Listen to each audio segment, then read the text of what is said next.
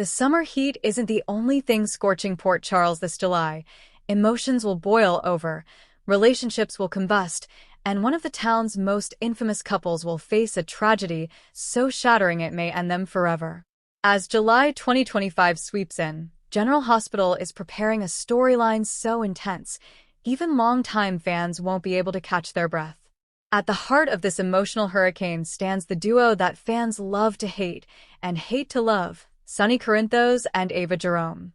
Once mortal enemies, now entangled in a dark, seductive bond neither can seem to shake, Sonny and Ava have danced on the edge of destruction for months. But what's coming will force both of them to confront the worst parts of themselves and each other. Let's dive deep into this tragic and twist-filled preview of July 2025, where betrayal, vengeance, and a devastating accident will change Port Charles forever. Ava and Sonny have enjoyed a fragile peace lately.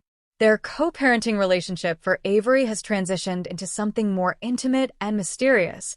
Nights spent lingering in one another's company, drinks shared over guarded conversations, and the occasional touch that leaves both shaken. But nothing stays calm in Port Charles for long. With Jason Morgan back in town, memories Ava tried to suppress resurface, especially about the role she played in Morgan Corinthos' final days. Sonny, still reeling from years of betrayals and recent psychological breaks, seems drawn to Ava not in spite of their history, but because of it. Their darkness matches, and that's what terrifies them both. But neither of them know that someone is watching, and that someone is ready to act. Behind the scenes, Julian Jerome's legacy rears its head. A mysterious figure arrives in town under the name Dante Shaw, claiming to be a business investor. But he's hiding something much deeper. He's Julian's secret son, Raphael Jerome, born out of a one-night affair Julian had decades ago while on the run. Raphael has come to Port Charles with one goal: destroy Ava. He blames her for Julian's death and the fall of the Jerome family empire. And his first move? Infiltrating Sonny's organization, using his charm and connections to gain Sonny's trust and learn everything he can. But Raphael never anticipated that his hatred would be complicated by fascination. Because the more he watches Ava, the more obsessed he becomes. Meanwhile, Ava receives a cryptic envelope in the mail, an old photo of Morgan, and a single phrase written in block letters: "You lied."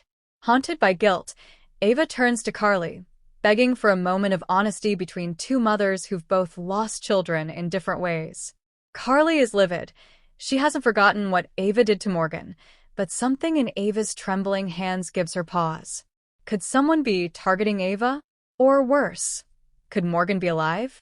Their tense conversation is overheard by Dex, who immediately reports back to Sonny, unleashing a fury in Sonny that no one saw coming. In one night, he breaks every liquor bottle in his penthouse, rants about betrayal, and demands to know everything Ava is hiding.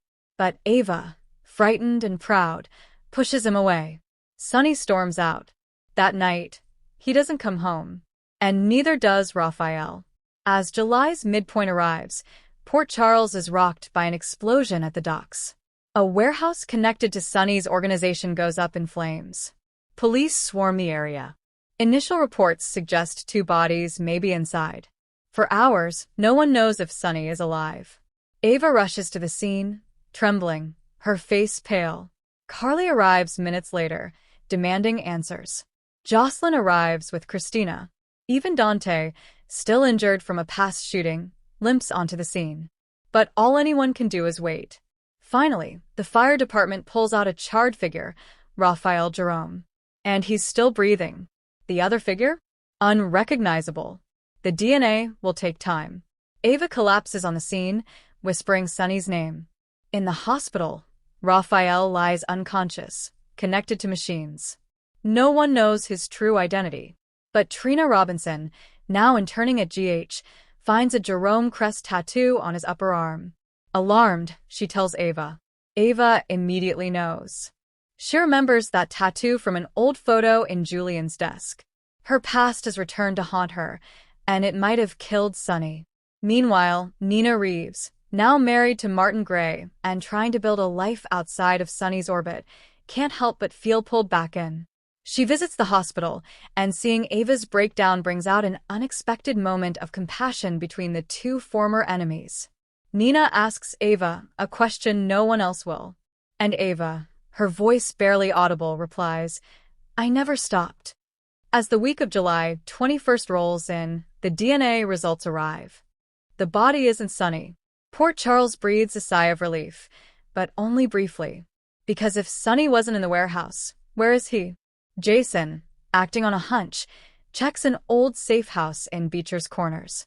Inside, he finds Sonny, bound, bloody, and barely conscious. A symbol carved into his chest. The Jerome family insignia. Back in the hospital, Raphael awakens. Ava is there. She demands answers. And he gives them every single one. He tells her about Julian, about the years he spent tracking Ava's movements, about how he watched Sonny fall deeper under her spell. He tells her he wanted Sonny dead, but he didn't light the fire. That honor belongs to someone else. Avery. No, not their daughter. Avery Stone, the vengeful sister of Olivia Jerome, long thought dead, who has been quietly rebuilding what remains of the Jerome legacy from Europe. She has returned for vengeance. The month ends with a sequence so dramatic, it will become one of the most talked about moments in General Hospital history. Ava arranges a meeting with Avery Stone on the pedestrian bridge. She brings no weapons, just the photograph and the truth. Avery pulls a gun. But Sonny appears, his wounds barely healed, voice hoarse, his fury like a firestorm. Jason flanks from the side, gun raised. And behind them all, Raphael walks onto the bridge. He begs his half-sister to surrender. She refuses. A shot rings out. Avery Stone falls. But so does Raphael. The bullet was meant for Ava. Raphael jumped in the way. Ava holds his bleeding body, her screams echoing across the bridge. Raphael dies with a whispered, "Tell Morgan, I'm sorry." Sonny and Ava stand on the rooftop of GH, overlooking the harbor. They've lost too much. The warehouse, Raphael, the secrets of the past, they've all come full circle. Ava finally confesses everything about Morgan's death. The pills, the guilt, the nightmares. Sonny doesn't scream. He doesn't hit a wall. He just turns and walks away. And Ava knows. As July comes to a close, Port Charles is left picking up the pieces. Sonny isolates himself, refusing all visitors, including his children. He walks the cliffs every morning, silent. Ava leaves a goodbye letter for Avery and boards a flight to Rome, where she hopes to reclaim herself or vanish. Carly and Jason reunite in their shared grief over Morgan and begin laying the groundwork to take over what Sonny left behind. Trina, shaken by what she witnessed, questions everything she thought she knew about the Jerome family legacy. Christina, emboldened by the violence around her, decides to go public with her foundation's anti-mob message, even if it means turning against her own blood.